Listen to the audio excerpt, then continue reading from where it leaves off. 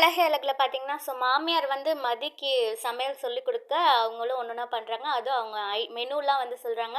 பருப்பு உருண்டை குழம்பு, ரசம், ஆம்ப்லேட் அண்டு காலிஃப்ளவர் ஃபர்ஸ்ட்டு வறுவல்னு சொல்லிட்டு, அப்புறம் அத 65 மாரி பண்ணிருன்னு அப்படி மாத்தி மாத்தி சொல்றாங்க. மதியம் வந்து எதுவுமே தெரியாதனால ஒண்ணொண்ணு வெங்காயம் எவ்வளோ போடணும், இது எவ்வளோ போடணும், அது எவ்வளோ போடணும் டவுட்டா கேட்டு கொன்னுடுறாங்க. இவங்களுக்கு அது டவுட் சொல்லியே வாய் வலிக்குதாம்மா. எப்பா இந்த மாமியாரா ஆயிட்டாங்கன்னா, நடந்தா கால் வலிக்கும், சாப்பிட்டா கை வலிக்கும், பேசினா வாய் வலிக்கும். ஆனா, அவங்களா வந்து அடுத்தவங்க கிட்ட பேசினா, அடுத்தவங்க கிட்ட இது பண்றப்ப மட்டும் எதுவுமே ஆகாது. நல்லா இருப்பாங்க. அதுதான் வந்து இந்த இப்பேற்பட்ட மாமியார். அண்ட் இங்க சுரேஷ் வந்து ஸ்டேஷனுக்கு வந்த ஜோடி வந்து, இந்த மாரி எங்களுக்குள்ள சண்டை வருது, இவரு அடிக்கிறாரு அப்படின்ட்டு கம்ப்ளைண்ட் பண்றாங்க. சுரேஷ் வந்து இவங்களுக்கு அட்வைஸ் பண்ணி அனுப்பி வைக்கிறாரு. பொண்ணுங்கலாம் மாறிட்டாங்க. அவங்க அடிச்சு இவங்க திருப்பி அடிச்சா என்ன பண்ணுவீங்க? இவங்க வந்து டொமஸ்டிக் வயலன்ஸ் கம்ப்ளைண்ட் குடுத்தா ரொம்ப பெரிய கேஸ் ஆயிடும்.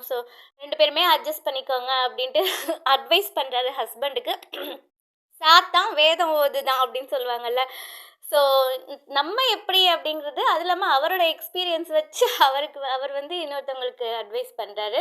பரவால்ல ஏதோ கொஞ்சம் திருந்துனா சரிதான். அண்டு வீட்டுக்கு வந்து சாப்பிடுறாங்க. அ மாமியார், மாமனார் வந்து குறை சொல்லிக்கிட்டே இருக்காங்க. அதான் அந்த பருப்புருண்டைய அவங்க பால் மாரி போட்டு இது பண்றாங்க. இவங்கள்ட்டலாம் அப்படியே பொறுமையா நிக்கிறதே வந்து பெருசு மலரும் மதியும். அப்படி வந்து இரிட்டேட் பண்ணிட்டே இருக்காங்க. மாமனார் வந்து எதுவுமே நல்லா இல்ல, நல்லா இல்லங்கிறாரு. ஆனா வாய்க்குள்ள மட்டும் சாப்பாடு போய்க்கிட்டே இருக்கு. அப்படியும் வந்து மலர் வந்து செக் பண்ணி சொல்லுவாங்க. இல்ல உப்பு, காரம் எல்லாம் கரெக்ட்டா தான் இருக்குங்கிறாங்க. நல்லா இல்லன்னு சொல்லுவாங்க. ஆனா எப்படியோ சாப்பிட்டு முடிச்சுட்டாங்க எல்லாரும். சுரேஷ் மட்டும் சாப்பிடாமலே எந்திச்சு போயிட்டாரு. சுரேஷ் வந்து வேலை விஷயமா எந்திச்சு போனது, அதுக்கும் வந்து மதி தான் காரணம். மதியோட சமையல் தான் காரணம் அப்படிங்கிறாங்க. ஒரு வழியா இன்னைக்கு எபிசோட் முடிஞ்சுது அப்படின்னு சொல்லலாம். மதி வந்து ரொம்பவே பொறுமையா இருக்காங்க. அப்படிதான் இன்னைக்கு தெரிஞ்சது.